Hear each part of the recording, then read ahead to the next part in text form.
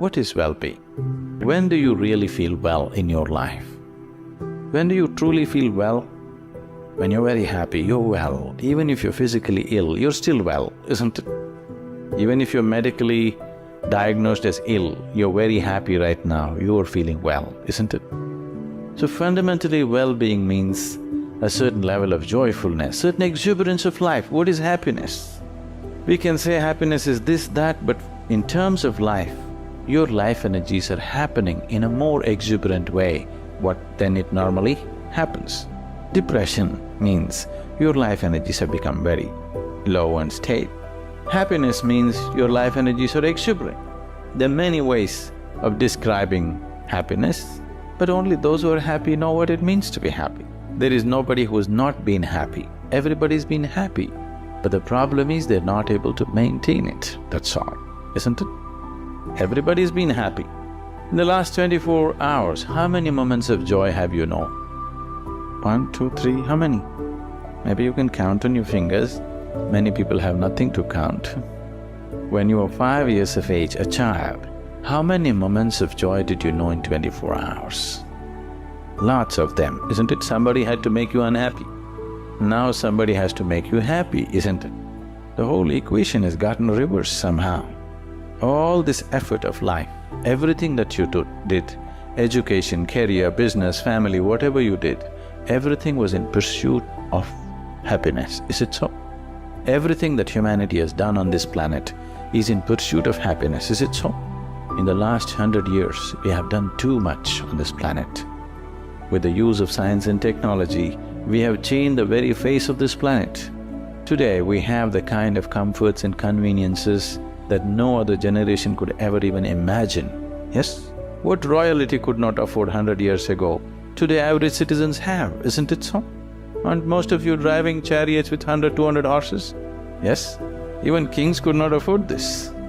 But are we any happier? We are definitely the most comfortable generation ever on this planet, is it so, physically?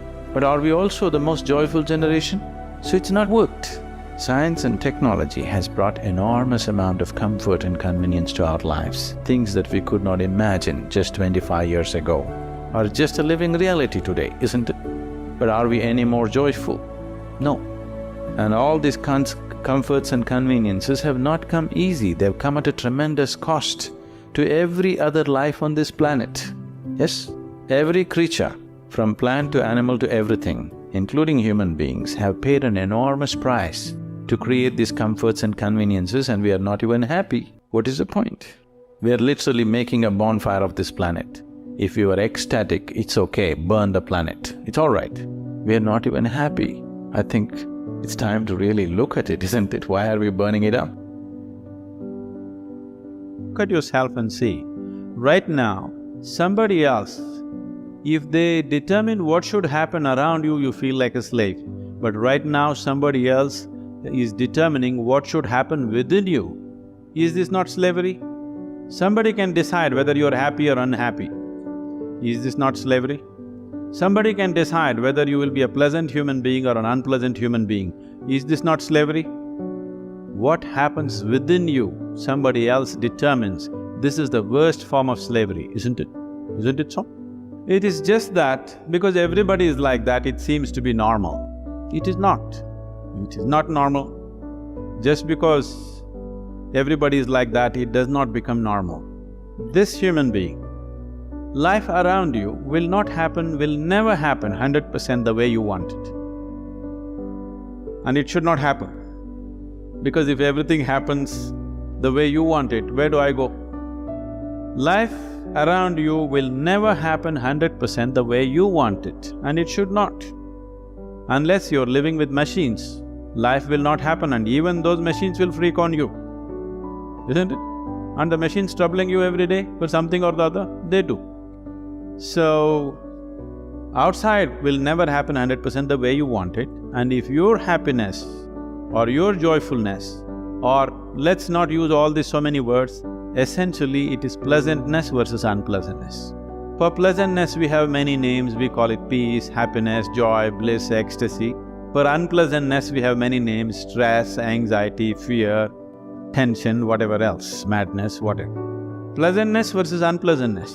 If your pleasantness is dependent upon what happens around you, the chances of you being pleasant all the time is remote, isn't it? In the very nature of things, it's not possible. Only if you are able to create a distance between this and that, it is possible in the sense, whenever things don't work, there is a habit in lots of people, they will look up. The whole world is looking up. Looking up. You're always looking up in the wrong direction. You're invariably looking up in the wrong direction, isn't it so? Maybe at a certain moment of whatever Greenwich Mean Time, 0 hours, when you looked up, maybe you hit the heaven. Rest of the time, you're always looking in the wrong direction, isn't it so? So in this cosmic space, is there somebody who knows which is up and which is down? Does somebody know? Huh? Is there somewhere, is it marked this side up? Nobody knows which is up, which is down, it's just an assumption, isn't it? Do you know really which is north, which is south? In the real sense, do you know what is north and south? It is just for our convenience, we just fixed it, isn't it? Yes or no? Do you know what's east and west? No. Do you know what is forward and backward? You do not know. None of these things you know. There is only one thing you can be certain of right now. This is, you know what is outward, what is inward. This one thing you're sure, isn't it? This is inward, this is outward. This is the only privilege you have. What is outward, what is inward, this is all you know. Just in case someday if you get enlightened, you will lose that also. That's what happened to me. Now I don't know which is inward, which is outward, which is me, which is not me, that's why I'm all over the world. Because I don't know whether this is me or that is me. Where do you see me right now? Within yourself. Where do you hear me right now? Within yourself. Where have you seen the whole world? Within yourself. Have you ever experienced anything outside of yourself? Everything that ever happened to you, darkness and light happened within you, pain and pleasure happened within you, joy and misery happened within you. Have you ever experienced anything outside of yourself? So what I am asking you is, what happens within you? Who should determine how it should happen? What happens within you? Who should determine how this should happen? Somebody else? Definitely you should determine what should happen within this, isn't it? So if you determine what's happening within this, your whole experience of life will be determined by you, nobody else but you, isn't it? The events around you may not be determined by you, but how your experience of life is on this planet is 100% determined by you if you take charge of this. If you leave it loose, just about anybody will determine it. They will. Not consciously, they also like you by accident. How does one manage to find happiness? One simple thing is, every human experience has a chemical basis to it. What you call as peace is one kind of chemistry, what you call as happiness or joy is another kind of chemistry, ecstasy is one kind of chemistry, agony is another kind of chemistry, anxiety another kind of chemistry, stress another kind of chemistry. All levels of pleasantness and unpleasantness is rooted in a certain chemical background within you. Okay. Or in other words, what you call as this is a certain chemical soup. The question is only, are you a great soup or a lousy soup? Now, if I give soup-making ingredients to 10 different people, the same ingredients, 10 people will not produce the same soup. Sure. 10 soups will taste in 10 different ways, though the ingredients are same.